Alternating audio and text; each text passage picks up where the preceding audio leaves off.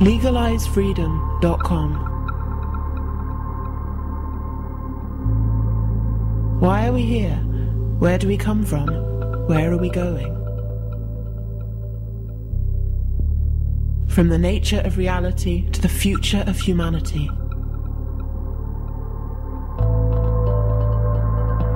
Beyond politics, poverty and war. LegalizeFreedom.com.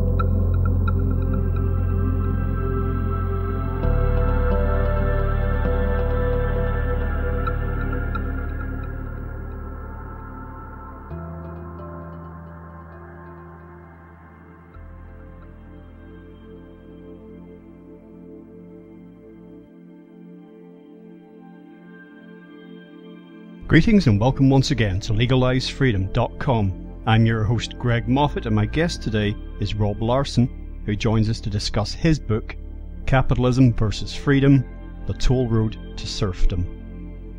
For years, we've been taught that capitalism is good for freedom.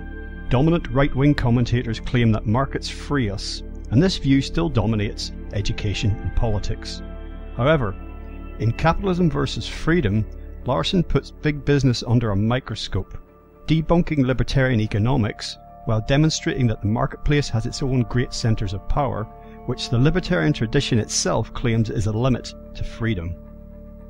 Larson illustrates how capitalism fails both this and other concepts of human liberty, not just failing to establish a right to a share of society's production, but also leaving us subject to the power plays of political and corporate elites, which are increasingly becoming one and the same. That global economic, political, social, and environmental systems are disintegrating is scarcely in doubt. Inequality is on the rise as resources are concentrated in fewer and fewer hands. Even in the West, children now born can expect to be poorer than their parents. The era of ever-increasing prosperity is coming to an end. Conventional energy sources are running out while renewables fail to plug the gap. Climate change is making vast swathes of the earth, such as the Middle East, increasingly uninhabitable for millions who have two choices: move somewhere else or die. Mass migration continues to drive social conflict. Fundamentalism is resurgent. Donald Trump and Brexit are just two of the most obvious signs of cascading collapse. The kaleidoscope has been shaken. The pieces are in flux. A new world is coming. The question simply remains, what, if anything, can we do about it? Hello and welcome, Rob, and thank you for joining us today on LegalizeFreedom.com. Thanks, Greg. My pleasure. Okay, today, Rob, we're going to be talking a little bit about your latest book, Capitalism versus Freedom, The Toll Road to Serfdom. Before we dive into that, just tell listeners a little bit about your background and your career in general. Yeah, right on. Well, I teach economics in the American Northwest. I've been doing that for many years now. I actually came up in biology. That was my undergrad work, was in the hard sciences there, which did shape some of the contours of my thinking since then.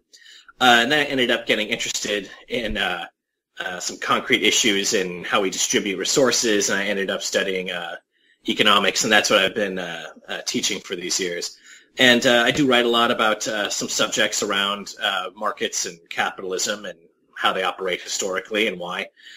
So I've done a lot of research and writing on environmental economics, why it is we have so many environmental problems today, and how that relates to our economic system and issues around that. And, of course, in this new book, looking at issues of around freedom and power and the way that those ideas have been sort of historically understood, and, again, how they relate to our economy. It's interesting that you came to economics the way that you did, actually, because there a lot of mainstream conventional economics suffers by being detached from kind of reality, detached from the world out there. It's very abstract. Certainly I studied economics, not at university level, but high school level. And that's the thing that struck me was how far removed it was from what was actually happening. I mean, it didn't necessarily start out that way, but it certainly has become more abstract over time. And that's one of the main problems with mainstream economics, is not only does it presume that people are rational, it excludes certain things that it needs to include, and vice versa, if you see what I mean. Oh, most definitely, man. That is indeed the case. And I mean, of course, some level of abstraction is, important for talking about any big or especially any kind of complicated subject. And in the more successful areas like the sciences, where we predict eclipses and cure diseases, we use abstractions there, and we work with, so to speak, biological models or models of the solar system. But the big thing is we do eventually take that scientific step and hold the model up to reality. Can it predict an eclipse? Can we actually get a positive experimental outcome that shows we were right? I would say in econ, we make a very expansive list of these, sort of simplifying, abstract assumptions, including, like you said, rational behavior in humans in terms of their economic behavior. But all this other stuff, like no side effects from our activity, no power in the marketplace, which of course is closely connected to the present book. And if you add up all those assumptions, you get a really abstract model that then, crucially, we don't tend to hold up, I would say, to the real thing and see if it matches, see if it accurately represents the real system. And that's why we get surprised by a financial meltdown every 10 years or so. I wrote a lot about these issues in econ in my very first book, Bleakonomics, which you can find, and sort of took on economics and its limits more formally there. Well, we'll get to some of those abstractions a little later on. Before we really get started, perhaps we should just, for the benefit of listeners who be from across the political spectrum, and just say a little something about our personal politics.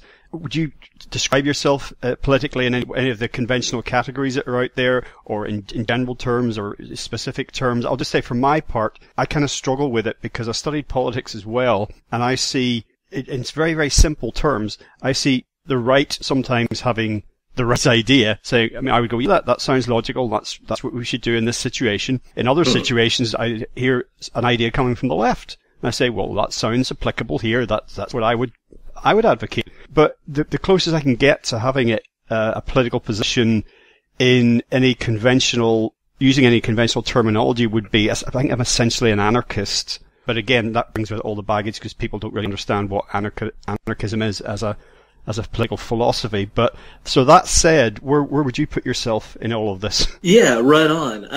Well, like you said, I feel sometimes we have pretty almost simplistic terms to describe political positions and stuff. Like to me, what we should be doing is looking at where there's, a lot of power in the society. Where can people tell other people what to do, and do we want to accept that, or do we look at that as opposed to freedom in some way, or what? And so my tendency, is to look. I have more affinity toward those political schools that are skeptical of big, powerful institutions of all kinds of types. And so, people use the term anarchist. I mean, that can be useful. I always tend to gravitate more towards some of the more traditional socialist ideas, while also having a lot of a wariness of big public or government institutions too. So people like to use the phrase like libertarian, socialist, or indeed anarchist, like you said. I tend to think that those sort of political areas have the most to say because they're looking at our big political and our big economic and corporate and financial institutions and saying, do we want these institutions to have this much power? Here's the kinds of authority they have. What could we do to limit that power or make it more democratic or responsive or something like that? So those at least that sort of political perimeter is where I find myself. Okay, so Capitalism versus Freedom, the title of your book. We're not going to go about defining capitalism. Don't think we need to do that, but people's concepts of freedom can differ greatly. And you point out early in your book is how you start out about different types of freedom, positive and negative and what have you. So it just in the context of the discussion we're having, what concept or concepts do you want to tag as what we mean when we're saying freedom here? Right on. Yeah. So when you dig into this, and I'll say myself, I come from biology and went into econ, like I said, so I'm not someone with a big philosophical background formally. But when you look at what people have, like how people have described freedom and tried to analyze it, well, philosophers have been doing a lot of work on that, and so they have a few ways of splitting up the concept and trying to dig into it. And one of the most traditional ways that this is done is by drawing a broad distinction between what they call positive and negative freedom. And this goes originally back to the work of the famous Rousseau, British philosopher, Isaiah Berlin, but it's been used, of course, by many others since then. And it's a pretty simple distinction. Negative freedom is, sometimes they call it the freedom from other people. It's your freedom to sort of choose what you want to do with your career or with your consumption choices, and not having those choices dictated to you by some big institution or by somebody or by some group of people. So your freedom from the commands of other people. That's sort of that's one of the concepts of freedom or liberty that gets discussed, is that negative, as they say, freedom. And so if we remove a government restriction on speech, we would say that that increases our negative freedom, because now you're more free to express yourself and say what you want without government or a corporate libel case coming down on you. So that's sort of one traditional view of it. The other is positive freedom, and sometimes this is described as the freedom to do different things. So if we say that a child born in a prosperous society like Britain or the United States, if we would suggest that that child has certain rights, like the right to a share of the economy's productivity. So if we say that a child is entitled to the basic means of survival if a country can afford it, or they should be free to undergo that consumption, they call that positive freedom or positive liberty. And Berlin and other figures have sort of split those categories up. And I should say a number of people are kind of skeptical of that distinction. I myself think it's just kind of handy for laying out the basic issues. And sort of the connection to the book and its title, as you just said, Capitalism versus Freedom. That's, of course, referring to one of the conservative classics of the 20th century, right? Milton Friedman's book, Capitalism and Freedom. And secondarily, Fred Hayek's book, The Road to Serfdom, which many people have heard of. Those are more conservative books. They're considered to have given a lot of guidance to sort of the more conservative political figures of our lifetimes, like Reagan and Thatcher and the figures since then, in their sort of modern policies of reducing taxes, deregulating the economy in various ways. So that's their relevance, the way they look at this distinction of freedom. For example, Friedman said, and also Hayek makes this point as well, basically what we want is negative freedom. We want to be free from government in particular, telling us what to do, dictating our choices, or telling us what we can become in terms of our careers and our personal development. And that's what we want, is that negative freedom. That's good. And their claim is that markets provide that, because the private sector, you can choose where you want to work or what you want to buy. So capitalism provides this negative freedom. Their tendency is to be skeptical of positive freedom, the right to, or the freedom to do different things or consume things, because their claim is that is a demand for equality and that everyone should have the same share. And of course, that's something that as conservatives, they're relatively antagonistic to. So the traditional claim then is that capitalism provides negative freedom from the government, dictates, and it doesn't provide positive freedom, but that's okay. My book's claim is it doesn't really provide either of those forms of freedom.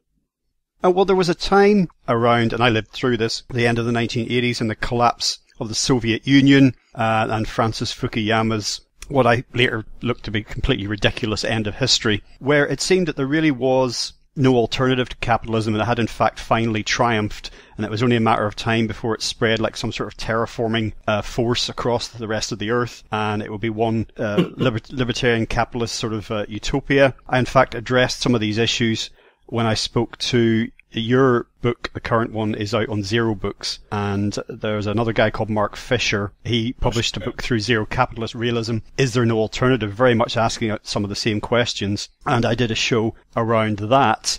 And of course it's been quite some time since those events that I just mentioned. Long enough, in fact, that you now have a new generation who've grown up in the Soviet era. They weren't alive at the time. It was gone already when they came into the world. And of course and it seemed that the failures of communism and for some people socialism were self-evident at that point. So we have been living now for quite a long time with there is no alternative, basically. This is it. This is as good as it gets. It has some flaws, but that now is being revealed And whatever your perspective here, if you still, you can still be listening to this and still think that capitalism is a great system, it's the least worst whatever we've got. The fact is, I'm looking out the window when on TV at what's actually happening in the world, and there are mounting problems with this, with the system that has become increasingly dominant. There's no question about that. Oh, yeah, indeed. Very much so. And I think that's exactly right. There are a lot of younger people today who certainly didn't, grow up during the Cold War. I mean, many of them, barely recall the Soviet Union. I mean, I myself was, I think, 12 or 11, I should say, when the Soviet Union collapsed. So that's true for many people. The prospect of the Soviet Union hasn't really been available to discourage them from thinking beyond the confines of our existing political spectrum to other forms of social organization. I think that's pretty healthy. And, I mean, you're right, though. It has taken a generation. But, I mean, by the same token, looking at our political events these days, obviously in the U.S. we have Senator Sanders, and now a lot of excitement around victories by other leftist candidates like Ocasio-Cortez and some other figures here. And, of course, in the U.K. As well, you have Jeremy Corbyn. I mean, there are legitimately countervailing political wins now for a change. For many of us, it's the first time in our lifetimes to see the left with any kind of real political momentum, but it's very exciting. And you're right. I mean, we have fairly drastic economic problems these days. I mean, now I can tell you in America with the Trump administration, it's difficult to get people to talk about anything else. It's kind of sucked up the political oxygen, for better or worse. But prior to that, we had plenty of problems, despite people's tendency to forget them. We have huge environmental problems. We have major economic crises. People can't afford to live in cities anymore. When they come out of school, they have large 5-figure amounts of debt that they owe just for getting their higher education. If you get sick or get injured in the United States, even if you're insured, it is quite possible for you to be completely bankrupted by that. And all these issues with our political system as well, like people not being represented, our racial minorities have very legitimate grievances about how they're treated by law enforcement and by the broader economy. So we have all these issues. You can see, I think, why there's this sort of increasing interest in leftist politics, in addition to far-right politics, too, of course. Both extremes, isn't it? And when I say extremes, I don't mean that the people are necessarily extremists, but it's just that it's beyond the pale of the mainstream, that's all. Mention of sort of Friedman and Hayek, etc., etc. It's not too far. You go down that route, so you get to the Austrian School of Economics. We don't need to go into exactly what that is now. And you then, because I did reading around this, and I found it actually when I first discovered it, compared to the conventional economics I'd studied, I found it quite refreshing. And it didn't take me long reading one book leads to another to get to the anarcho-capitalist concept, and I found that very seductive.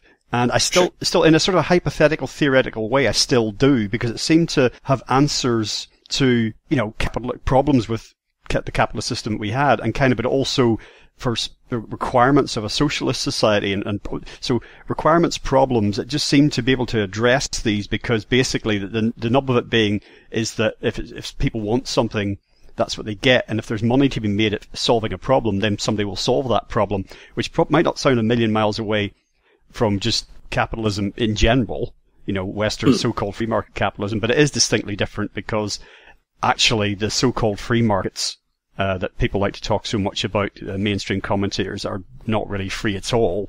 They're full of limited choices and fixed prices and collusion. Indeed. And I mean, I think that's true about anarcho-capitalism. Like, there is real appeal there. And I have, personal friends, and I've certainly had plenty of students down the years who are interested in figures around that school. Not so many, of course, as you get for the more conventional schools, or even, I would say, more leftist ideas, but there's always interest there. And yeah, I think you can understand it. I mean, say what you will about anarcho-capitalism, it's a relatively simple case to understand. Markets are efficient, government's dumb and inefficient and authoritarian.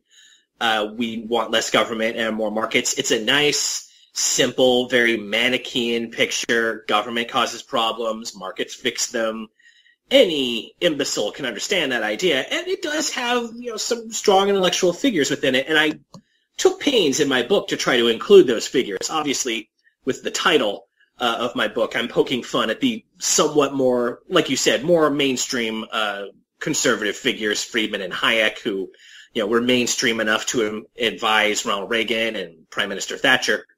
But often libertarians sort of view those figures as somewhat more compromise-oriented, and they're more interested in, as you said, like the sort of perhaps more pure anarcho-capitalist types. So I include some Austrian figures, especially Ludwig von Mises, who's considered the founder of the more conservative Austrian economic school, and also some real anarcho-capitalists. And in the United States, at least, one who is very commonly referred to is Murray Rothbard, an econ professor and prolific writer on the right. And so I include those fellows too, because I want libertarians to feel that I'm looking at their major figures, that I'm giving them a chance to speak. It drives me nuts. People across the political spectrum, people pretend they're addressing their opposing arguments, but then they just summarize the arguments themselves in the most disparaging way possible, usually. And on the right and the left, you see that. So in my book, I tried to take pains and let these figures speak, give them plenty of room. I try to quote their strongest arguments, and that includes, the more conservative figures like Rothbard. And they make it's a very compelling case as long as you don't, I think, look at any real counter-arguments actually articulated by an opponent. Because if you look, markets themselves have these enormous number of requirements that they need to operate, from basic civil stability to a legal commercial court system in case someone welches on a contract. You need access to foreign resources that your military often, or at least your state or foreign ministry, is required to hang on to. So most social systems, if we look at them of any complexity, need a strong base of ordered civil interactions, whether it's any kind of economic system we want to look at past the hunter-gatherer stage. So it's true of socialism and it's true of markets. And your latter point there about free markets often not being free, well, that is indeed what my book tries to lay out the case for, that there are very common circumstances that arise more or less naturally within markets that are impossible to describe as free using either the negative or positive conceptualizations of freedom. And the first chapter of my book tries to make that case. Where are markets unfree? Well, kind of the basic view, like Friedman says in his book, is that they're most interested in that negative view of freedom, right? You're free from the power plays of some institution telling you what to do. Well, within markets, that's just every day.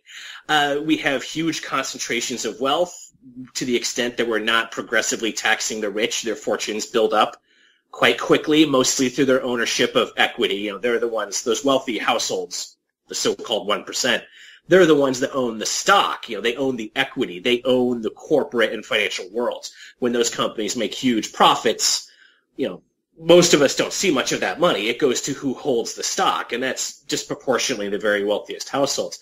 That leaves those people with a lot of social power. And also within markets themselves, the very markets that the conservative tradition, I think, at times fetishizes, it's filled with power interactions. We have so many markets that very quickly, if they're not regulated by government to prevent this, become monopolized. I mean, the U.S. is sort of the classic case. We always think of it as being the most, free for business, the most capitalist society. In the Gilded Age, very quickly, when the U.S. went through its Industrial Revolution, the outcome was huge monopolies. Rockefeller's oil monopoly, Carnegie's steel monopoly, monopolies in cigarettes, in sophisticated appliances, Morgan's Wall Street cartel. And today, it's even more dramatic. I mean, our rising new economic sector, of course, is big tech, right? The Silicon Valley, as they say, the big tech firms. Those firms are, The Economist magazine, in the UK, that's one of the most conservative, economics-oriented magazines. They describe some of these new tech industries as being, and I quote, out-of-the-box monopolies, because of reasons related to the economics of those markets. They're based on networks. They connect people or businesses, whether it's Facebook or Amazon's, third-party sellers, or Google's search listings. Those entities they grow because people want to connect. They are attracted to the service that has the most members. We call those network effects in economics. Those markets are uniquely prone to becoming monopolized very quickly, as The Economist correctly observed. For all its conservatism, they were willing to recognize that. So what all this means, I would suggest, is that markets are filled with power interactions, and that means, by the basic definition of negative freedom, that they fail to satisfy that. When you go to work and your boss tells you what to do and you go, okay, That's markets exhibiting forms of real social power. And we can ignore that as the right-wing tradition has done. But that's, I think, got a lot to do with why we have these uprisings at the different ends of the political spectrum. And my book tries to make the case that these are the failures of capitalism. We're not really upholding any of these aspects of freedom, despite what the anarcho-capitalists might suggest. You mentioned the era of the big sort of industrialists, Carnegies and Rockefellers and what have you, and how they came to dominate. But then things were apparently getting more distributed and democratic. After that, technology facilitated a lot of that. Anybody in their garage or their spare room could start up a business, as some of these tech companies did, and rise to the top through merit. Of course, there are barriers to entry even in so-called free market. And it's not just cost. It's like if you and I decide to start a search engine company or an online marketplace like Amazon, we can go ahead and do that, but it's not just the cost that we would struggle to compete with them on. You then get, I mentioned earlier, collusion. You then get companies operating together for their own kind of mutual benefit, like an old-fashioned cartel would have done to try and keep other people out. And government can get sucked into this with regulations. For example, if we want to start up the bank of Rob and Greg, we're going to have a lot of trouble with trying to comply with regulation, trying to get started with that. We can't just start a bank. These barriers to entry become very, very significant. And of course, you've talked about monopolies. So again, the free markets are not really free. We'll go on in a minute to talk about the implications of this, but we can start up a hot dog stand, but if we want to be the next McDonald's, we're going to come across a lot of obstacles on the path. Most definitely. And I think all those that you just listed are good examples. So again, Friedman and Hayek and their kindred spirits will tell us that, we may have powerful firms, but if they ever get too big or if they start really screwing over consumers and hiking prices, that encourages or incentivizes other firms to enter the market and steal some of that market share by having more reasonable prices. There are barriers to entry that are extremely real, really across industry sectors that discourage that. And you mentioned a couple of them, right? So one is, government regulation. And this is, I will point this out of all the barriers to entry that make it hard to get going in a industry, regardless of whether your business successfully competes in the end or not. The only one that conservatives will acknowledge and which they refer to frequently, if you look at their literature, it's government barriers. And the main one they mention, is licensing. For example, if you want to start a bank, in the U.S., like you said, you can't just start a bank. You have to get a license from the Office of the Comptroller of the Currency. In the U.K., I'm sure it's through the Officer of the Exchequer, a similar body, right?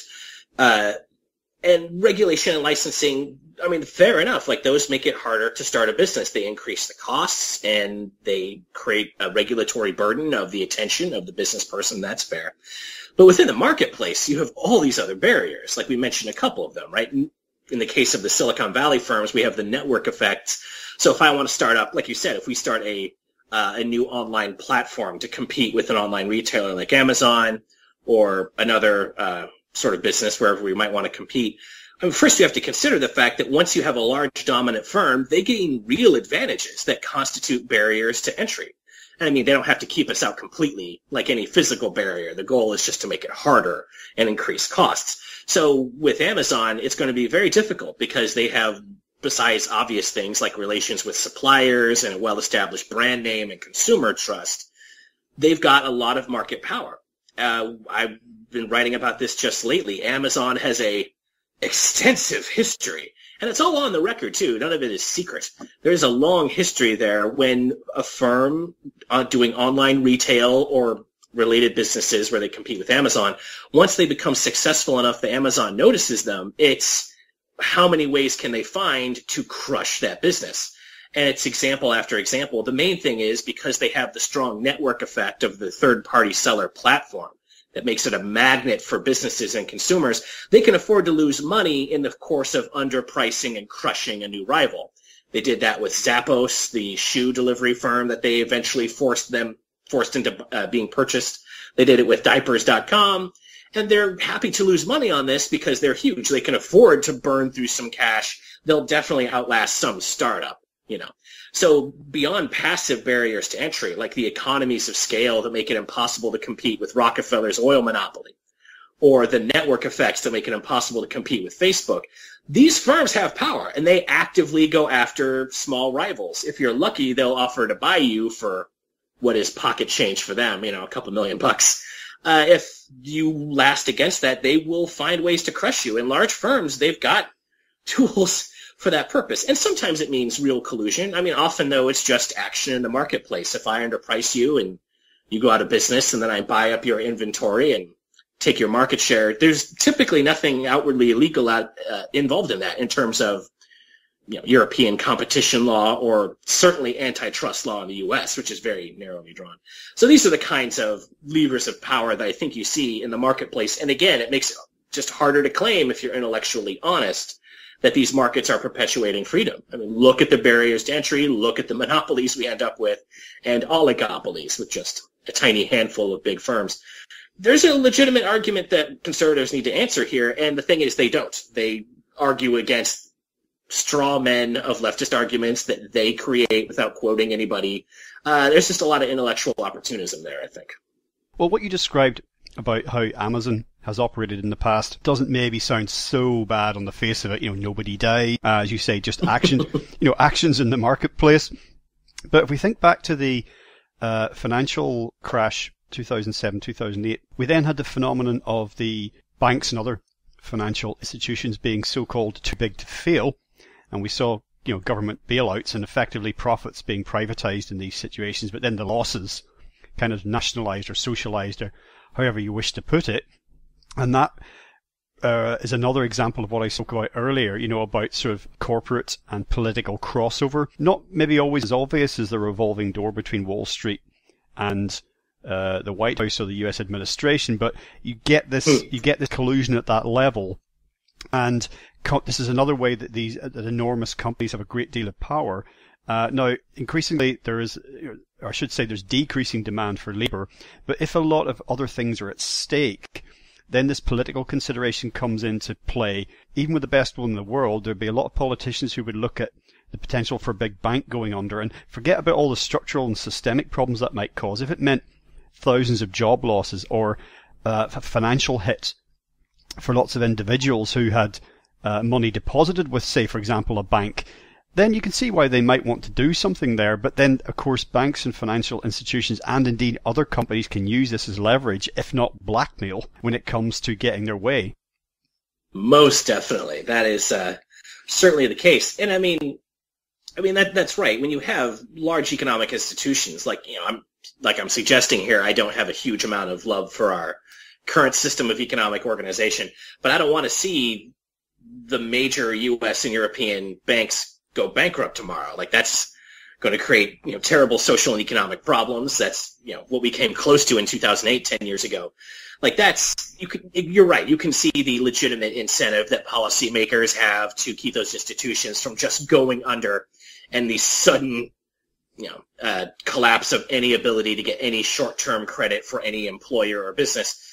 It's legitimate to say there's action needs to be taken when our huge institutions borrow too much and make bad debts and begin to go bankrupt again. And I'm sure we'll be revisiting this again before we know it. So it is probably a legitimate subject for us to be looking at. But at the same time, I think, again, the proof's in the pudding, though, again, in the U.S., again, because I know the most about that case, although Britain's history after the crash is fascinating, too. In the U.S., as you said, we bailed out these institutions. It actually took 2 tries because the House voted it down the first time, and much to the shock of the markets. But once that bailout went through, and especially the far bigger efforts of the Federal Reserve to step in and do emergency lending that the banks wouldn't do, and to do other emergency credit lines and so on to keep our banks from going under in the European Union and the U.S., those actions were for the firms. If you look at what action or support was extended to regular working people during that, and especially remembering that crisis kicked off our worst economic recession since the 30s, since the Great Depression itself. We had more unemployment spending because that happens automatically through our unemployment insurance system. You have very modest efforts at helping homeowners losing their homes in the housing crash, compared to the literally trillions of dollars, though, that, as you say, went to bail out Wall Street, it's less than pennies on the dollar. And I think what that speaks to is, and I talk about this in chapter 3 of the book, of course, when you have this kind of power and just so much at stake in the success or failure of these gigantic firms, whether it's a real monopoly like Facebook or an oligopoly like, say, Wall Street, there's so much at stake. It's legitimate that government has some, they have a legitimate interest in keeping those firms from collapsing. But as the lasting political bitterness against those bailouts shows, that doesn't mean they should just get a blank check as their recovery package, which is essentially what happened in the U.S. There should be real ramifications. In 1929, we had a financial panic leading to our huge collapse. Over the 30s, in the New Deal period, we broke those banks up. We separated the commercial and investment banks so that if one of them has a crisis, it doesn't lead to a huge spreading contagion. And especially something people don't remember, which I like to point out, in the U.S., with our huge economy, we broke the commercial banks up by state lines. So if you had a bank headquartered in New York, you could open up a branch in upstate New York, but not in New Jersey and not in any other state. And it just puts some ceiling on how big those banking institutions could get. And what that means is, exactly, it removed their ability to have any kind of blackmail aspect to this, which is a legitimate part of this. If you look at the detailed history of the finance crisis, it's kind of a dance because the banks are afraid that the crashes, their losses from the housing crash might bankrupt them, but also they want as much free cash as they can get, even if temporarily from the state, because they can turn that around and make zero cost funds. Even in a recession, they can make some profit on that. So, but at the same time, some of them are on the edge of bankruptcy. It's kind of hard to tell which is which because of the size and complexity of these institutions. These are the inevitable outcomes of a deregulated marketplace. When we take antitrust and competition laws off, firms merge. We think they're going to compete more, and they do in the form of merging and becoming huge. And the obvious ramification of that is when these firms agglomerate and become giant conglomerates, then yeah, the stakes are just that much higher should anything go wrong. In the U.S., among my students even, I have them all the time saying, why do we bail out these big banks? And Trump and Sanders supporters alike are still angry about it. Why do we bail out these banks? Companies go bankrupt all the time. Why didn't we let them go bankrupt? Well, people misunderstand what too big to fail means. It doesn't mean too big to be able to fail, right? It means too big to be allowed to fail. If they collapse, as we saw in 2008, just with Lehman Brothers and a few other firms crashing, it seized up the marketplace. The Federal Reserve had to step in and do all the daily, just day-to-day commercial lending to businesses, and they fought to avoid releasing who they were doing their emergency lending to until a couple of congressmen, including a then freshman senator named Bernie Sanders, they forced the Fed to come out with it, and it's the Fortune 500. It's every giant American corporation. Harley-Davidson, McDonald's, Caterpillar, Verizon are huge firms. These are companies that have day-to-day borrowing and capitalization needs that when the finance crisis came, they suddenly could not meet because the markets all seized up in that famous set of events. It's the Federal Reserve that stepped in and did that. These are the stakes when you deregulate the economy. And if conservatives don't like that, that's fine. They should just realize that in the New Deal era in the U.S., we never had a financial crisis because of the relatively tight mesh of government regulations those institutions were in. So I think the too big to fail episodes are a perfect example of what we get into with issues of power in the marketplace.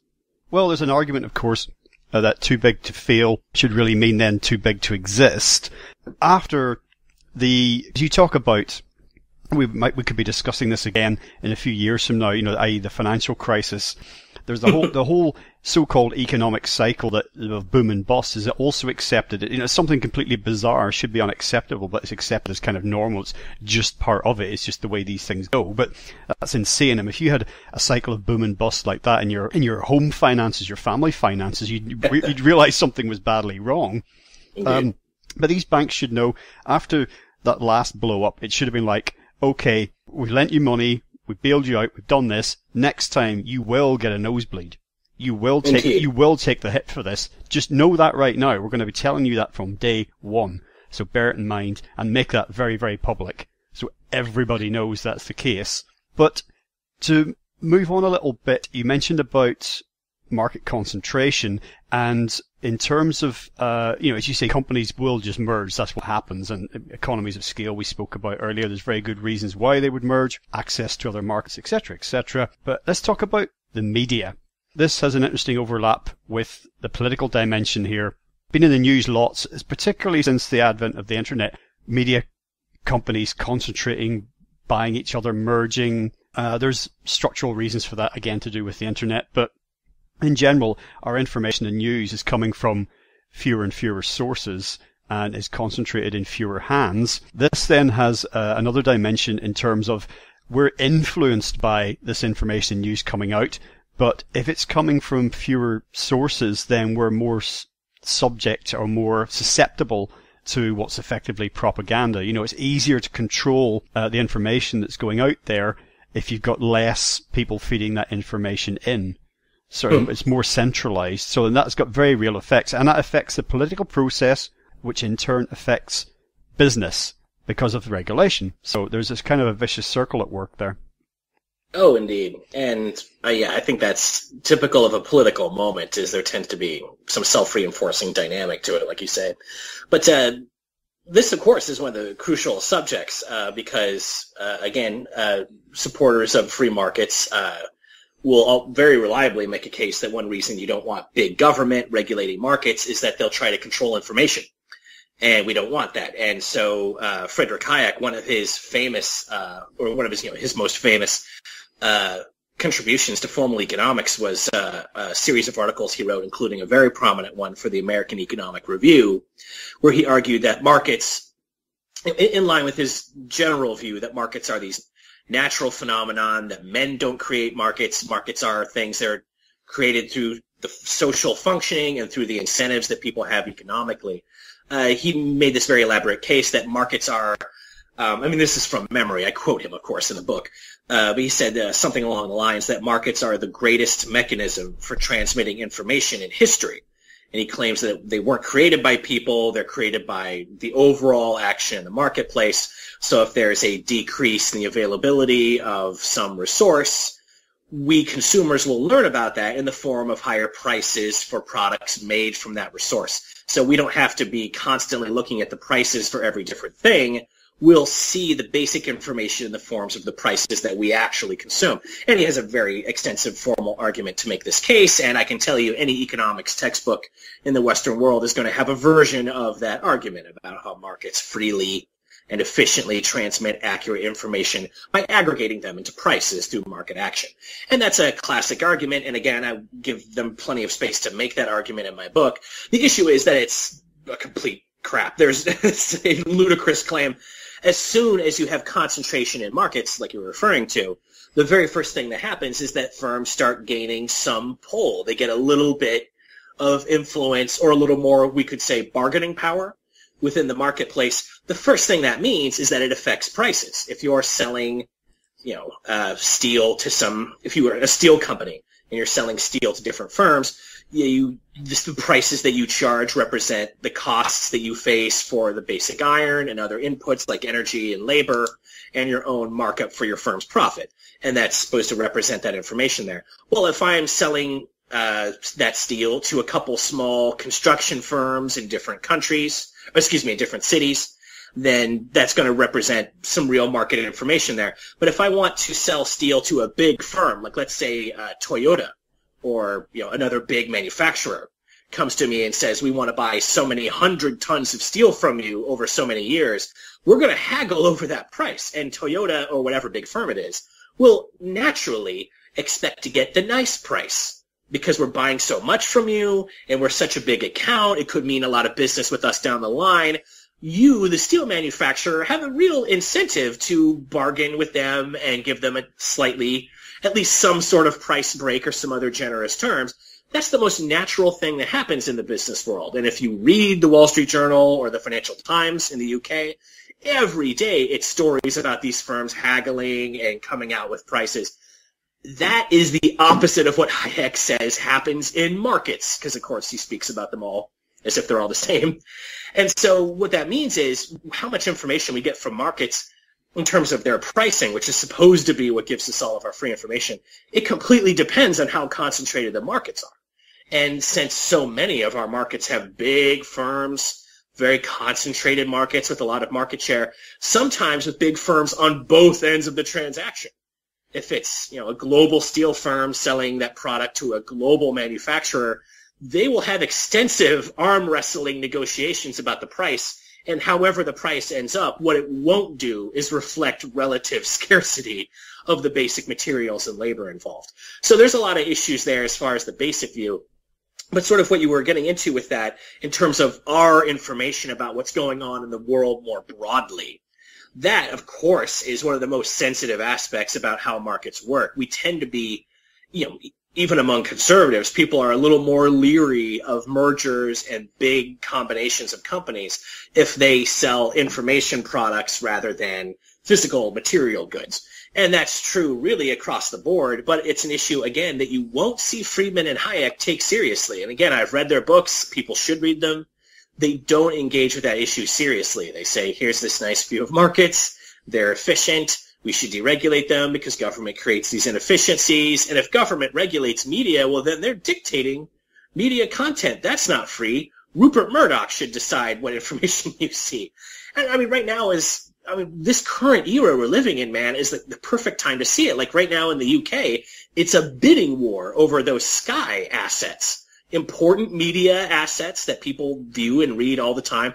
Well, what's the bidding war? Well, Rupert Murdoch's deciding whether he wants to sell to Disney or Comcast, or to Fox, maybe. And this is the big thing you read about in the Wall Street Journal every day. And, of course, the regulators have a major role in this. But if they weren't present, it would just be Rupert Murdoch's Australian billionaire decision who's going to control your news tomorrow. Of course, that's such a hugely crucial issue. And I would say the left on this has a much better record. Take a classic, UK figure like George Orwell. He has a lot to say about this. People will remember his work for criticizing thought control in the Soviet bloc in 1984 and Animal Farm. Those are books about how totalitarianism controls thought, and everyone's familiar with those ideas. And Big Brother all come out of that. If you look at what he wrote about Britain and the Western world, it's not flattering. He did not write in support of a market-based information system. He discusses how freedom of the press is freedom for those wealthy enough to own a press, and how at any time there are all kinds of realities involving your country's foreign policy or what markets are doing to people in your own country, that those firms do not have an incentive to report because their business model, since the earliest days of commercial printing in Britain and then around the world, their business model is support through advertisers. And that generally means other institutions with money that want to meet people, and that tends to mean other businesses. Well, you don't make money for your private business paper by criticizing other powerful institutions, because there goes your advertising dollar-based business model. And George Orwell has commented on that, as have many others. So I think there are very legitimate reasons for seeing those markets as being especially damning failures of how the conservative tradition tends to view markets and information. I look at this in chapter 2 of the book, and people should take a look at that and look at these arguments on both sides. I let Hayek and Orwell both come in and talk. I think that's the right way to really sit down and get a grip on these ideas. But you're right. That is obviously one of the most sensitive areas to this, but I think it really does show that our information system, it's based on what firms in the end want us to hear. And it's amazing, too, because certainly in the U.S., and I know also in Britain, the tendency is to talk about the liberal media and these liberal leftists that are feeding everybody leftist ideas, and that's why everyone's not a far-right conservative. These are giant corporations. They want conservative tax policy. They want conservative deregulation. They may be liberal on social issues, like not discriminating against gay people and so on. Obviously, I think is great. But that doesn't make them liberal entities. Like big, wealthy, powerful institutions tend not to want to be taxed or regulated, which is the traditional liberal, as we say, sort of position. And right now, we're living through a new era of media consolidation because, as you said, of the rise of these online news portals. And people get their news for free through, a Facebook link or on Twitter or on Google. And there's a lot of discussion of how are the traditional media going to sustain their business models because they're losing advertiser attention and their subscription numbers have plummeted since people can read so much content for free online. Right now, those firms are going through a new wave of mergers and acquisitions, and it looks like AT&T is going to be able to buy, for example, Time Warner assets here in the U.S. The main thing they point to in justifying this merger wave is, holy crap, look at the rising power of Silicon Valley and the tech industry. So whenever there's disruption, the first response of these capitalists is we should merge more and further limit the range of opinions that people will see and further limit how much real journalism is being done. And look, I read articles on Facebook all the time, but most of the time when you read online media, it's referring to or relying directly on the journalism from those traditional media, which are starving for ad dollars now. It's just a mess. Like, there's nothing about this picture that suggests that markets, as we free them more and more through deregulation, there's nothing about this that suggests that they're providing real freedom of information. I'm amazed that conservatives can still make this argument with a straight face. Well, hey, I mean, backing up what I said about my worldview earlier, I don't want to be taxed. I don't want to be regulated. My ideal world is no taxes, no regulation, but what we're in our different ways simply saying here is that if you have taxes and regulations, or if you don't have them, or some combination thereof, there are consequences. Things happen or don't happen. That's all really. I'm just looking at some of that. Over the years doing these shows, coming at it from all different perspectives and many very different subjects, I've kind of commented on how way things are going in the world sort of increasingly resemble a lot of the dystopian science fiction from the 60s and 70s that I used to read during the 1980s, and it's kind of like, oh wow, really? And in the context of some of the things that we've been saying about corporate power and the influence over the political process and over information and the various things that we've covered, the various points so far, more and more the world looks to be heading in some sort of, and the simplest way I could sum it up is kind of like some sort of Blade Runner type scenario. It's not a Mad Max type scenario, but a Blade Runner one where there's still lots of skyscrapers, and neon signs, but everything's kind of just a bit messed up for the guy in the street, and there's a lot of guys sitting, increasingly small number of guys sitting on the 100th floor of these skyscrapers, gold leaf in their cigars or whatever, and drinking fine wines and eating sweetmeats or whatever. And I was actually reminded when I was reading your book of, in terms of market concentration, there was a film that came out in 1975. They did a remake, but forget that, it's terrible. A film that came out in 1975 with James Caan called Rollerball. And if people, even from an economic point of view, if people want a vision of the future, they should check that out, because it's basically a corporate state. In the film, you have these, it's not the main theme of the film, but it's the background. You have these monolithic corporate monopolies, and they've just got one word names now. There's one called energy, there's one called transport, one called food, one called communication, one called luxury, and there's been so much market concentration that you now just have. It's a for-profit corporation. For example, let's take energy. For-profit corporation, but there's no competition anymore. So it's a weird kind of capitalism where there's just one provider, if you see what I mean. So it's for-profit, one provider. And just when I was projecting into the future about where some of these developments might go, I just thought, yeah, I've seen this somewhere before. It's true. And I mean, sci-fi dystopian writing is obviously going through a major renaissance these days, they say. And I think you can see what it is about our modern society that suggests that. We have a lot of apocalyptic level environmental problems, these giant social issues, and rising power of institutions, like these large transnational corporations.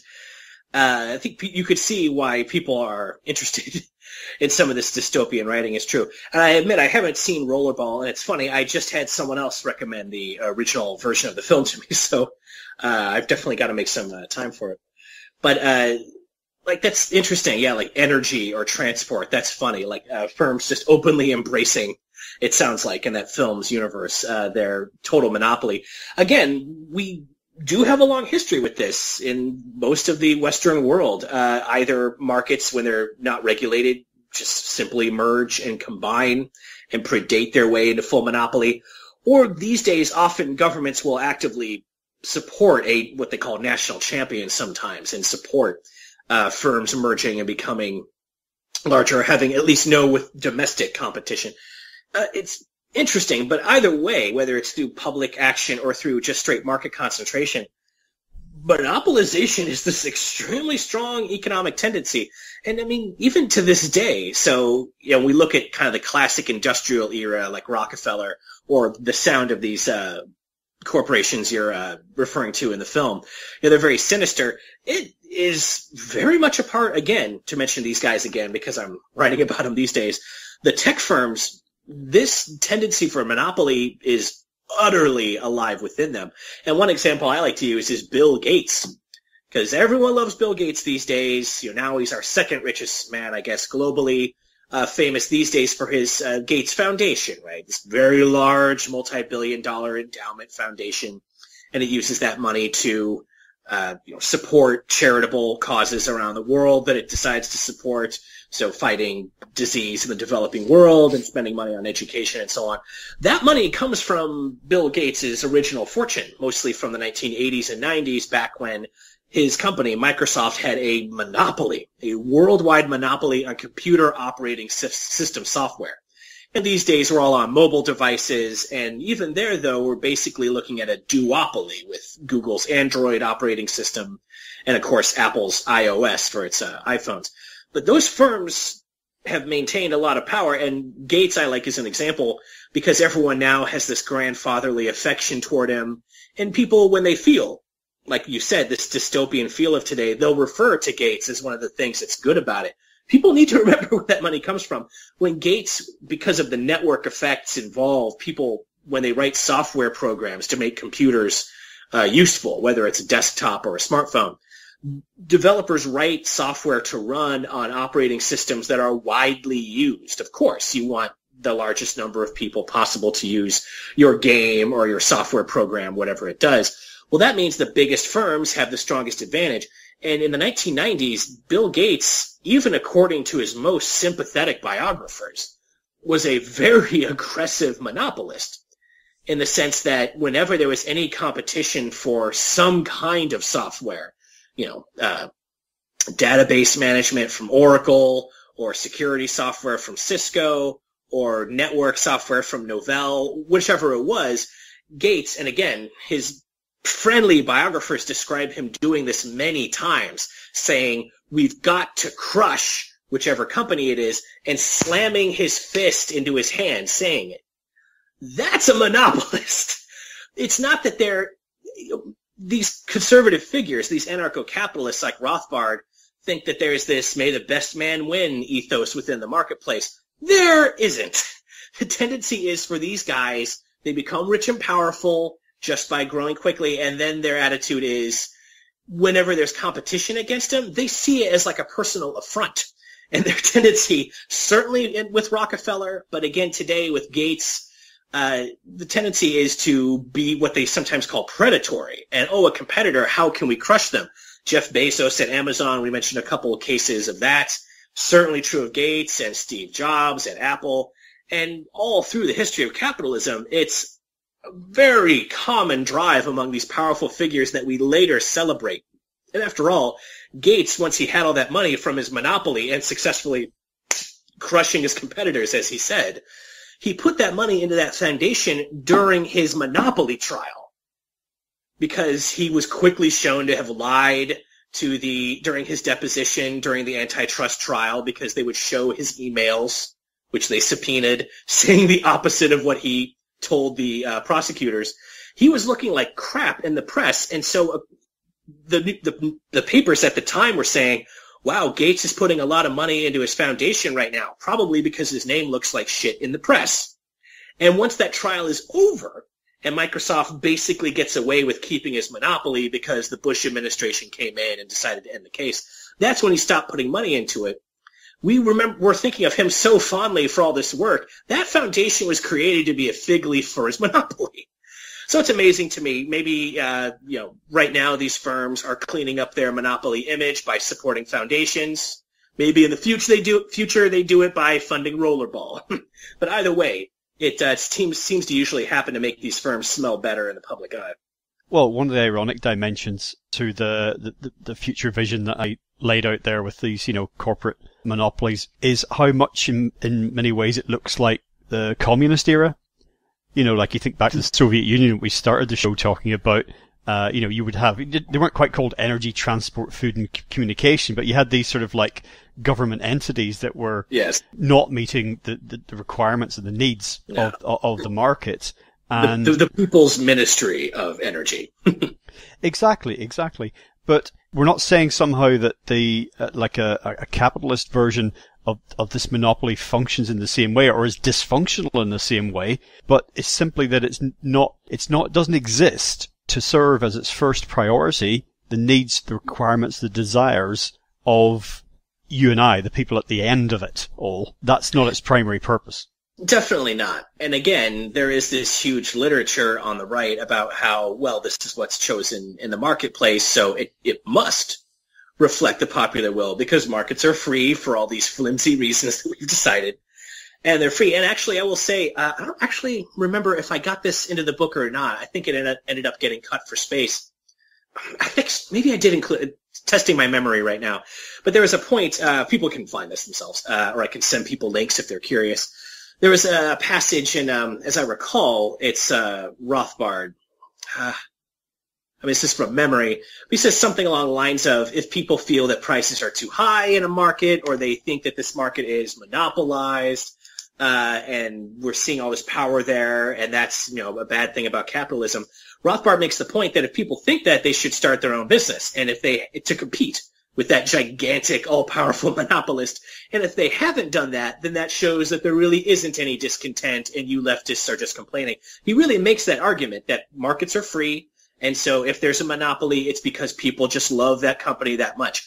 That's, again, that's from memory. People can find the actual material or I can send it to them. But that's a real view on the right. Like, when they're stuck with a refutation of their views because markets so frequently don't stay competitive, they become monopolized or at best oligopolized with 2 or 3 gigantic firms. They'll make the case then that they'll claim that's just what people want then. It amazes me. Like, that, to me, that is not anywhere, that is in no way better than the intellectuals who supported the Soviet Union in its day and talked about how, our Soviet system is so efficient and anyone who opposes us is a reactionary. We roll our eyes at those people for just saying whatever they had to defend the power of the Communist Party in the Soviet Union. Well, this is no better than that. This is looking at the enormous, often life and death power of these firms, which often control our healthcare and our ability to get basic needs met, and saying, oh, it's a monopoly and they screw over people. Well, people are choosing that because markets are free. That is something that the right does not blink at, for better or worse. Probably worse. You're touching upon something there that we probably don't have time to get into, another dimension of all this, which is the kind of education as a business in terms of like university these days, and also paid for intellectuals, the people who pop up as talking heads from institutions and institutes and foundations and all the rest of it. And, who pays for them? I often wonder. And that they then back up, the corporate position, and they give it this intellectual veneer. Indeed. And you're right. That really is a whole conversation unto itself. But the tendency, of course, in the UK and the US has been to privatize education, in line with Reagan and Thatcher and their acolytes since then. And, in the US, it mainly means fewer resources for public education or for higher ed where I work, which means we have to charge higher tuition. And also the administration tends to see itself as being little CEOs, so they pay themselves more. And also, yeah, you're right, there's a tendency to rely more on these think tanks that get their money from these opaque sources or their money from foundations that themselves get their money from shady sources. That's a very strong tendency, too. And you're right, that's a big dynamic unto itself. We should talk about that sometime. One thing we must mention, though, in this context is environmental problems, because we mentioned earlier, I'm sure in passing, you mentioned externalities, those costs of doing business that are pushed by private capital onto usually public, made to be a public burden.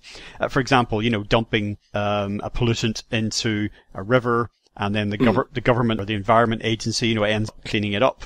That is a cost that's not been met by the business. And in many cases, if such externalities, it's not all necessarily environmental, there's many different types of externalities, like social cost, all sorts. But in many cases, if they were borne by the business in question, the business would no longer be profitable. And that's very, very significant. So we need to talk about those general costs, but also the environmental problems that are now mounting. Again, it's another kind of warning light flashing on the dashboard saying that business as usual cannot continue much longer. A lot of it's predicated not just on being able to externalize certain costs, but on an overall economic model of exponential growth, continuing growth, limitless growth, which again is absolutely unsustainable. It's not going to happen, but that's not being taken into account by a business cycle, an economic cycle, even a political cycle, actually, in terms of elections. That's all very much maybe medium term, but mostly short term. But we're starting to hit buffers now, and problems are coming up, environmental and otherwise, that really are finding it very difficult to ignore and paper over the cracks. It's like kind of trying to hold a beach ball underwater. Indeed. Yeah, you're absolutely right. This is one of the areas I would say that's actually making people look more critically at our system than anything else, actually. I have to say, just mention this briefly, like among my own students and other young people that I hear from, that's one of the things that's most driving people to rethink the system. Like I'll talk to students and they'll say, well, I'm very worried about what's happening to the climate, and there's issues with water quality. Like in the U.S., we have cities like Flint, Michigan, where the water becomes utterly, literally unpotable, like not drinkable for a huge majority of the population for large spans of time because of our policies and our economic institutions. And the UK has its own extensive history with this sort of issue, of course, as the birthplace of the Industrial Revolution. But it's amazing to me the students will say they're so concerned, as they should be, of course, about these environmental issues because they're the ones who'll be growing up with them relative to us. And they'll say, oh yeah, our economic issues, you can't make money working jobs, and we owe huge amounts of student loan debt, and if you ever get sick, you're bankrupted. That's just how life is. But the environment, that's the real problem with capitalism. It's amazing that that's bringing so many people into skepticism of the market, is my point. But that's absolutely right. And in one of the chapters of this book, I try to take up that issue and look at specifically, because again, my book's focused on freedom and how we can limit the power of big economic institutions as well as government over our lives and have more freedom of negative and positive types. There's a real connection there, I would say, between what we're doing to the environment and issues of freedom. So what I do in chapter 4 of my book as an example is I just take the year 2100, the end of this century, because scientists, when they're projecting or trying to model what's going to happen with our environment over time, they'll often use the end of the century just as a benchmark so we can have some date to use and see what will conditions be like then. If you look through the scientific literature and just look for papers that are attempting, using scientific methods as we have, to project what will be happening in the natural world and in the ecosystem services that our economy relies on by the end of the century, it's a damn nightmare, from the climate change issue and sea level rise and rising temperatures to what that's going to mean for food production. Availability of fresh water is another major one. If you look, and I review some of this history, or some of this scientific literature just briefly in one of my book chapters, what you quickly realize is that few generations, especially around, say, century's end, which again is not that far away, there are people alive now who will see this, of course, they will not have any freedom to enjoy very many of our natural systems that we all grew up with and that we associate with just the basic nature of the world. They will not have the freedom to enjoy those things. And indeed, I think a corollary of that is that future generations will be very much trapped in dealing with the long-run environmental ramifications of what our limitless growth-based market system has wrought. And I make the case that one of the most I think one of the most dramatic forms of power exercised by industrialists and corporate figures today is their ability to decide what future conditions will be like for future generations. And I include another quote, and again, this is from memory, Rex Tillerson, who, of course, now is most associated with his brief period as Secretary of State for our idiot child president. Before that, he was most known for being a long-running head of ExxonMobil, of course, one of our great Western energy firms, and in fact, one of the successors of Rockefeller's Standard Oil itself. And he made this statement, as I recall, it was in Business Week. Again, you can look this up in the book or just Google this, actually, because this is recently. But he made the case that climate change, it's an engineering problem, he says, and we've dealt with problems in the past, we'll deal with this. So he's saying, future generations, you will cope with climate change. I've decided we're going to move forward with that by continuing to consume as much fossil fuel as we can to protect my corporation's business model. Now, you future generations will live with this. And if, as scientists are projecting, that means areas like the Persian Gulf or India will become literally uninhabitable outdoors during the summer months by the end of this century or earlier, that's just something we'll deal with. And so I say this point in the book, what is power? Well, if you have the power to dictate to future generations that they will live indoors or die, if that's not power, I don't know what is. And again, the conventional view of freedom that Friedman and Hayek like is that, freedom is the negative freedom to be free of the power plays of other people. If this isn't a power play, then I don't know what is. So I think some of history's, maybe we may learn later, maybe some of history's greatest violations of freedom may be the actions of today's industrialists like the Koch brothers and all of our other energy firms who have decided that their short and, as you said, medium term profitability is more important than the freedom of future generations to have an access to a clean environment or even be free to go about their lives through the year.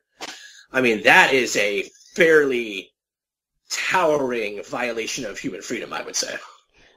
Yeah, I think as much as some of the dystopian sci-fi writers who were looking at how human society would map out in the coming decades, as much as they might have been maybe a bit ahead of themselves, a bit premature, we're getting to a point now where a lot of these things that we've been discussing are happening and can no longer be ignored, and it isn't just a matter of theoretically, well, this might happen, even though sometimes when there's actual real world problems manifesting, conservative commentators, by that I mean not necessarily politically, but just, mainstream, still tend to talk theoretically about things. Oh, well, if inequality rises, or if the middle class were to decline, something like, this is, this is something that might happen in the future. I mean, I made the point in my recorded introduction that, and I know this personally, from being the generation that I am, and the friends who are at the same age as me, who have children who are now entering adulthood, that they can expect, all things being equal, that they will be less well off than their parents, i.e. people my age. This is a real thing. So we've turned some kind of corner, definitely with the environment, but with lots of other things as well. And I think this is where, and you mention in your book, you reference the phenomena that is Donald Trump, the election of Trump as US president, also the Brexit phenomenon here in Britain, and these are, for me, just two of the most noticeable kind of bumps in the road, or welts that have kind of, swollen up, basically saying that all is not well, something is rotten in the state of Denmark, and expect to see more of this, actually, because what you saw, whether it was from the Clinton campaign and the Democrats in the US at the time of the last election, or whether it was the political establishment here in Britain ignoring upswelling of discontent from mostly working class people, that sort of willful blindness has resulted in things that you or I might have said, well, that was actually quite predictable, but people are still reeling in disbelief. There are still people I see it every day in flame wars on the internet, on social media, people who just cannot accept that Trump has been elected. They cannot accept that Brexit has gone through, and that is short-sighted, but expect to see more of this. This is going to get worse, long before it gets better. Indeed. Well, I mean, that's it's difficult to reach into the future there, but I think that's what you said is exactly right. Like, these things are surprising to a lot of people. Yeah, the advent of Trump or Brexit, as you said itself, or other big surprises too that aren't all somewhat more conservative casted like those, like the rise of Corbyn and Sanders, which would have been considered inconceivable 5 years ago, during the Cameron and Obama era. Now suddenly they're major political fixtures and attracting all this surprising support. And where are all these young people not believing in capitalism anymore? All these surprises. These things are less surprising if you have your eyes open. And there's a lot of, there's a big range for this. Britain was shocked by the Troubles from Northern Ireland in the 80s, and America was shocked by 9/11. If you're familiar with Britain and America's foreign policy, these terrible events are not that shocking. They're terrible, obviously, but you have an idea where they're coming from if you have your eyes on what's really happening in the marketplace and in world affairs. So to me, what this all speaks to is just the need for real understanding. Like, people are willing to try to change the world and try to get away from all these disasters we're describing. And young people, especially in the West and around the world, are showing, I would say, a surprising level of willingness to commit to activism and engage in real time-consuming struggle against these issues. But first, they have to understand. And that's the real role, I would say, of figures like Friedman and Hayek economically, or the many other figures that cover up foreign policy and other issues that are unflattering to the power centers that we live under. The role of those figures is to keep people from having antagonistic feelings, or especially articulating thoughtfully antagonistic feelings toward the system. And that, of course, means exactly what you said. These things are huge shocks when they come. Trump or Brexit or Sanders and Corbyn or whatever it is. If you read outside of conventional literature, and that doesn't just mean reading your favorite niche publication. Like, you do need to read broadly and read sources or figures that you're not completely sympathetic to. That's how you get your eyes open. And that's how people can get the real information they need if they want to struggle effectively against this stuff. Many people are willing to do that, but you have to understand. And that's where figures, I think, like Friedman and Hayek will end up being relatively infamous by the same kind of standards that we now use to condemn the intellectuals who propped up the Soviet Union, or Germany in the 30s, or the reign of terror of the Catholic Church in its era of great influence in the medieval period. Like, every one of these eras has intellectuals or other figures that try to make people like the system more, cover up its flaws, make it stink less. These are the figures that are really culpable here. It's because that there's this nice-sounding justifications in place that people are willing to accept the system and then have to be surprised when we see its warts. So I think that makes a lot of sense, but I would just say that's the special infamy of some of these figures. Okay, Rob, well, as we move into the closing section here, I just want to make a sort of a dual point about going forward, where we can expect to see more stresses and strains within the system. One is that the promise of kind of the capitalist system was that all the benefits of it would flow out gradually throughout society, and, if permitted, the world. It's a trickle-down effect. Given time and sufficient deregulation and market freedom, that even in the deepest, darkest reaches of India or Africa or South America, wherever it happens to be, someday everyone would have a car in the driveway, refrigerator, air conditioning, and an internet connection, for example.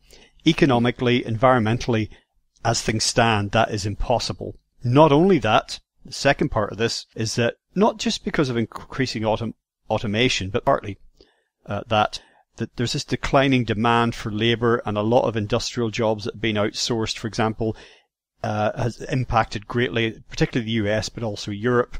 Even those outsourced industrial jobs, they may be automated in due course. That's going to have a huge impact, as alluded to already.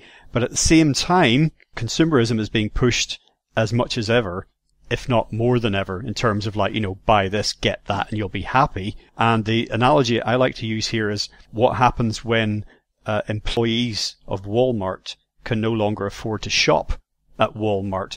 So I just think across that spectrum of scenarios that I've kind of set out, we can look there perhaps for red flags coming up in the not too distant future. And it'll be interesting to see how politicians and economists and industrialists and tech giants deal with all of that? You know, how long can they have us just staring at our phones in distraction and kind of ignoring the stuff happening around us? Yeah, that's true. And that's definitely something I think of as well and that people discuss. Like, are we so distracted and so well entertained by the ocean of media that we have these days? Are people paying enough attention to the world to do anything? I mean, that makes a lot of sense, and I think about that too. But I would just say, like, life, we do still live life in the world, and we have, like we were saying, we do have these events that tend to jolt everybody into putting down their phone and going, what's happening around me? Oh, something was happening while I was playing games about fruit on my phone. And we get, huge global political events or shocking elections or big economic developments like financial crises or bubbles. And these things do snap people back to reality. So how far can we be, distracted into missing the flaws of the system or accepting them? I mean, that's an open question. I wish I knew. But I have to say, the changes in the last few years, I feel like we're, at least in my view, I think we're beginning to see real waves of change away from our recent economic trajectory, what they sometimes call our neoliberal economic mode of deregulating, cutting taxes, leaving firms more in charge of our society.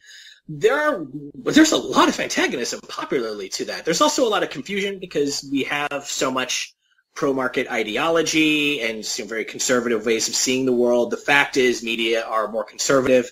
They're businesses, they're profit-oriented, they want stable conditions, so they tend to have a more conservative cast. And that means when there's a disruptive figure, whether it's Trump or Senator Sanders or Jeremy Corbyn, there's a lot of antagonism there, but people almost react positively to that because now there's so much real antagonism toward commercial media now, that people are willing to look at these formerly fringe figures seriously. And again, as soon as they're able to hear any of their actual policy proposals, they're surprisingly popular. People suddenly, Sanders wins all these U.S. states, and Corbyn's Labour Party is polling very well lately. It may end up in government soon. Those are surprising changes too. And I would say that I think it's very easy these days to be very pessimistic and look at all of our major real problems and say there's just nothing to be done here. People are looking at their phones and we're going to go down in flames. I don't know. And I think if people want to break outside of the nice, comfortable with corporate control picture that they're getting, and they can get away from the nice illusions created by figures like Friedman and Hayek, there's real potential for change there. How much?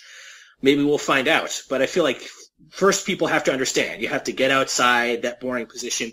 And people think they're doing that when they get on their phones and read some news on Facebook or Twitter or whatever. News does have to be researched by journalists and editors, and that usually means the relatively traditional commercial media. So I would say people need to really get outside these sort of things. And I really recommend, even The Guardian in the UK is a relatively independent source for news. And past that, you have plenty of independent sources. In the US, we have, non-mainstream sources of information that are extremely useful. We have Jacobin and Current Affairs and we have Dollars and Cents for economic news and so many other really valuable information sources like FAIR and The Intercept. If you're willing to break out and actually get some independent news, I think there's a lot of potential positive future change coming. And I think if we actually commit a little time to reading and actually doing something like helping a progressive political campaign or going out and committing some time and doing some activism, or at least going to demonstrations, that's how we get some positive change. I always tell people we get so used to staring at our glowing screens alone. When you go out and work with people and actually do something and feel some solidarity, it is exhilarating, let me tell you. So that might be something for people to think about. Okay, Rob, well, just as we bring things to a close for today, we can close thinking about potential solutions. This is something that I've talked about many, many times over the years. I drew a couple of things to your attention recently that I'd looked at, talked to people about. One, I did a show not so long ago based on a book called The SimPol Solution. That is SIMPOL, and that's an acronym for Simultaneous Policy. And this was a serious-minded attempt to think about economic reform, and with it, of course, political and social.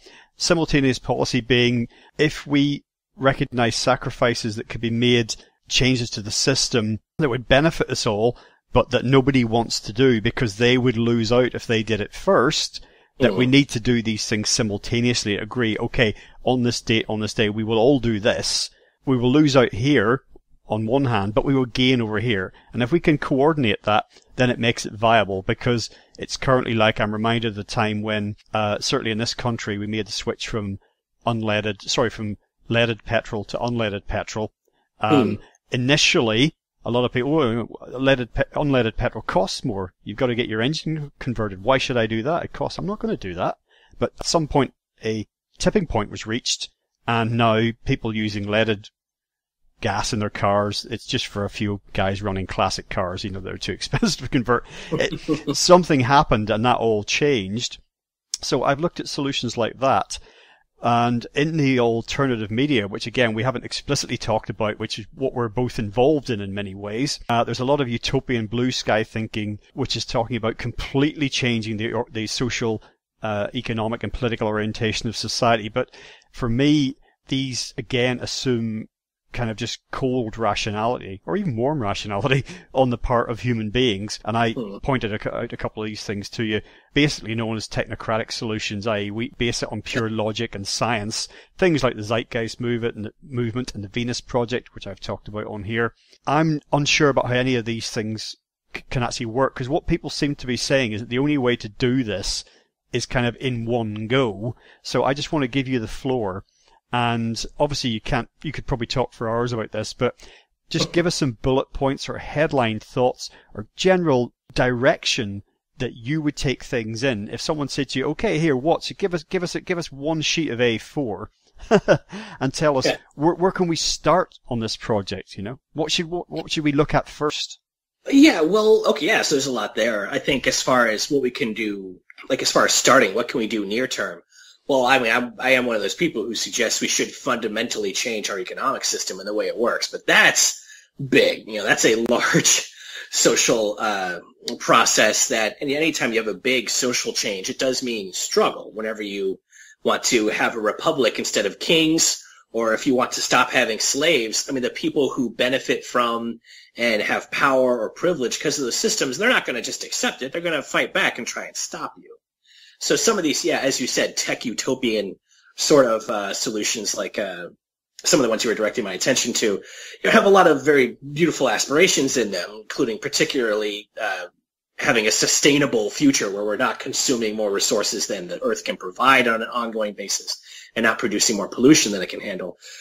These things are very great goals, but they all just need and then we'll have this, and it's our perfect plan, and once we've done that, we'll have sustainability. Well, I'm sorry, but the energy industry is going to fight you on this, like they've been fighting even just the smallest measures like green taxes. So I think the first thing is to recognize that big social change does mean struggle. People make money and have positions of influence from existing systems in society. That means if you want to change them, you're going to have some contention there, at least. So I would mention that.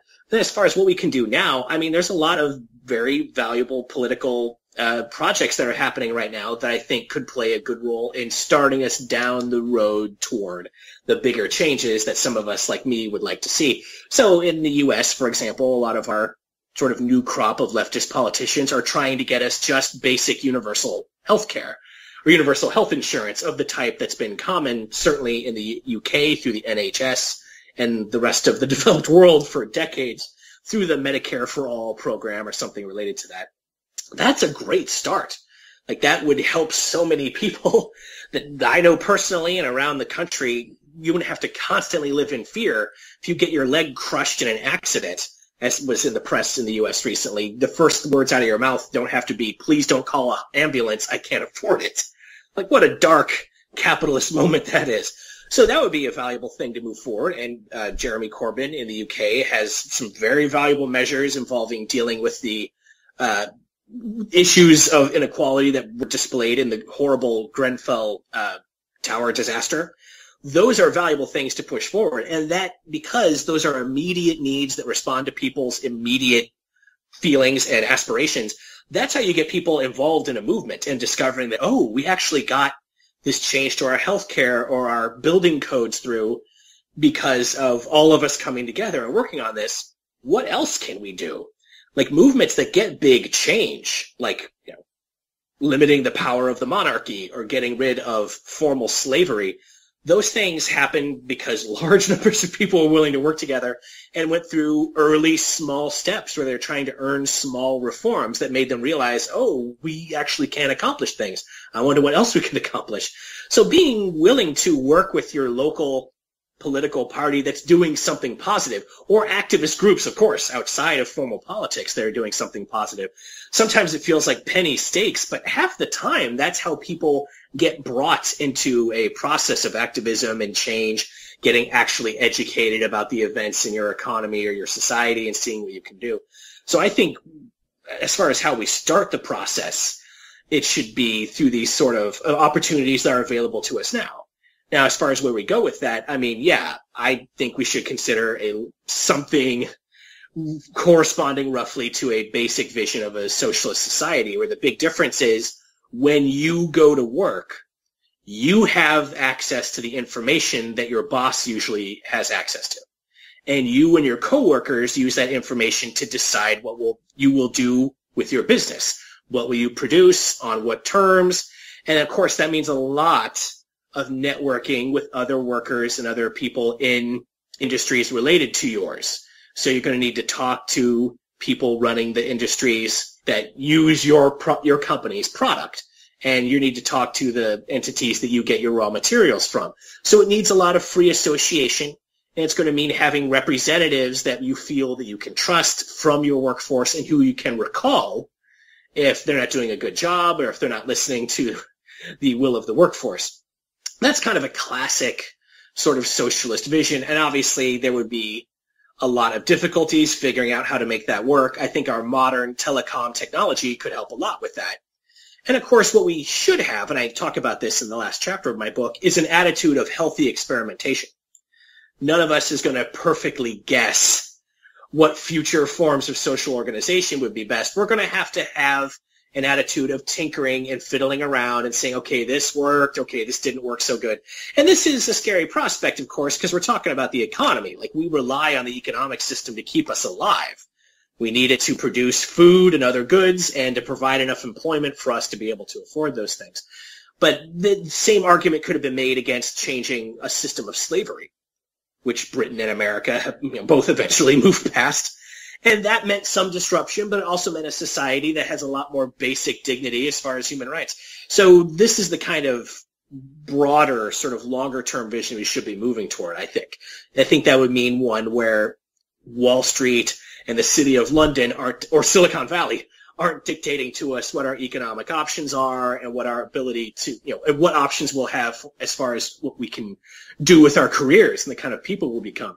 We shouldn't let them dictate that stuff to us. We should work together through some sort of democratic, collaborative, I would say socialist process to decide that stuff. And I think if we work together, get some basic victories as far as preserving or gaining universal health care and related issues, like putting at least some basic measures in place to protect the environment where we're just completely running wild with disregard right now.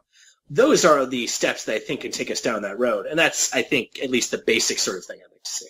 Well, just a closing thought from myself. There's a subsection in your book, I think, titled No Man is an Island, but he can buy one, something like that. And we've been talking about sci-fi dystopias, and it's easy to envision a sort of something like the movie Elysium, where the elite end up living off-world. But living off-world is not an option. There's not going to be an option anytime soon. And I think going forward, I've talked a lot about pressure points and signs of, cracks appearing in the system and how that might manifest and what the results might be. If we think of society as a sort of a pyramid, with the corporate political elite at the top and the lowest of the low at the bottom making up the bulk, I think somewhere in the middle there, in the lower half perhaps, you have enforcers, agencies, individuals that basically do the bidding of those above them, controlling, managing, corralling those below.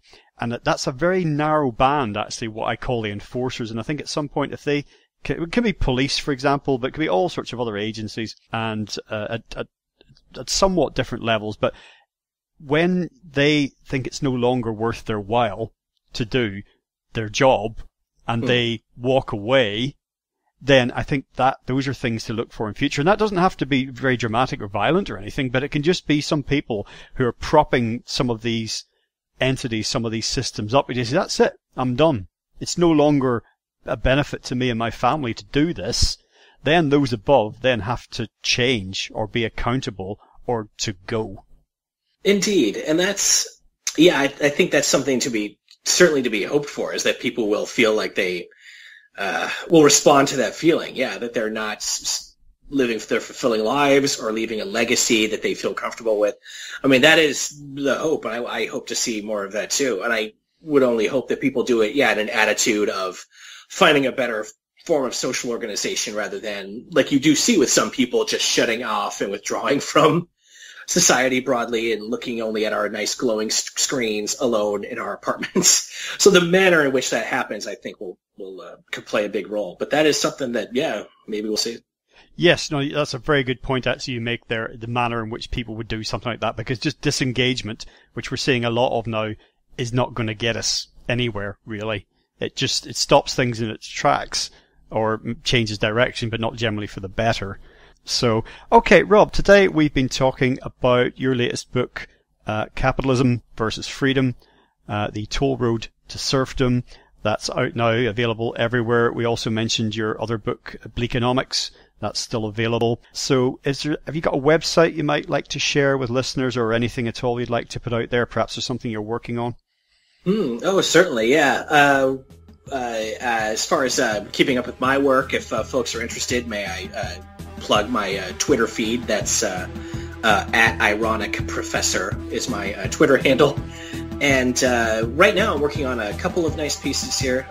Working on an article about how the wealthiest households live and how they spend their money, and its kind of hilarious aspects. That's going to be in, I believe, the next issue of Current Affairs magazine, which I really encourage people to check out. It's a incredibly valuable magazine because it's on the left, but it's actually fun to read. It's actually entertaining and fun and playful, which I try to achieve with my own writing, and which no one on the left apparently gives a damn about, but they should. So that's something I would tell folks to take a look at. Additionally, right now I do have an additional book I'm working on about the large tech firms that I've been referring to so much. Maybe I'm tipping my hand there. With Silicon Valley and the big tech industries sort of rising and becoming, I think, co-dominant with finance as the most dominant sectors of our capitalist economy. I'm writing a book about those characters right now for Haymarket Books that I hope to have out on the market, hopefully by next summer. We'll see if we can get it done in time. But that'll be coming out as well. It's something folks should be paying attention to as well. Wonderful. Well, Rob, once again, thank you so much for joining us today on LegalizeFreedom.com. Thanks a lot, Greg. My pleasure.